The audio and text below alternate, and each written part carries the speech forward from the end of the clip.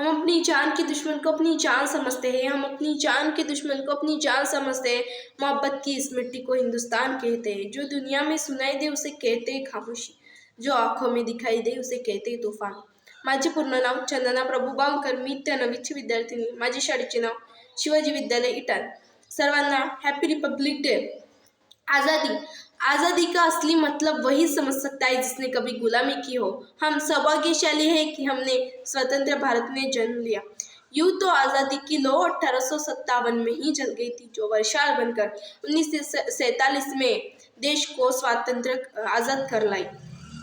प्राचीन, मध्यकालीन, वर्तमान भारत के मैं कुछ उदाहरण स्पष्ट करना चाहूँगी कि जब हम फिरंगियों के फिरंगों में फंस गए थे तो रंग दे बसंती चोला की एक आवाज़ पर टोलों के टोले उमड़ आते थे और वंदे मातरम की नारों से खून में आने वाली 5-5 डिग्री का तूफान अंग्रेजी शास्त्रों के जड़ों में तूफान ला देता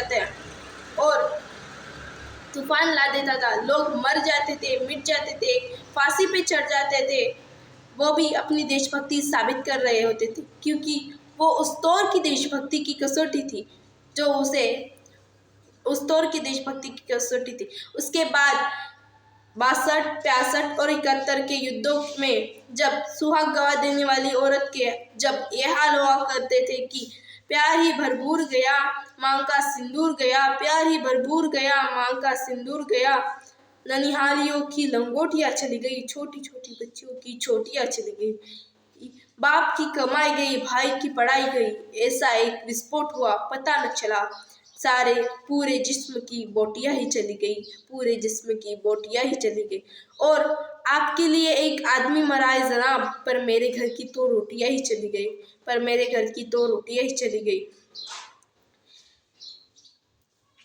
वाले हालात हो जाने के बावजूद भी जब एक माँ अपने बेटे को सरहद पर भेज देती थी और पत्र लिखकर ये कहती थी कि अम्मा ने खत लिखा है बड़े ही चाव से, कि अम्मा ने खत लिखा है बड़े ही चाव से, पुत्र मेरे न घबराना, एक इंच भी पीछे ना हटना, चाहे इंच इंच कट जाना, चाहे इंच इंच कट जाना।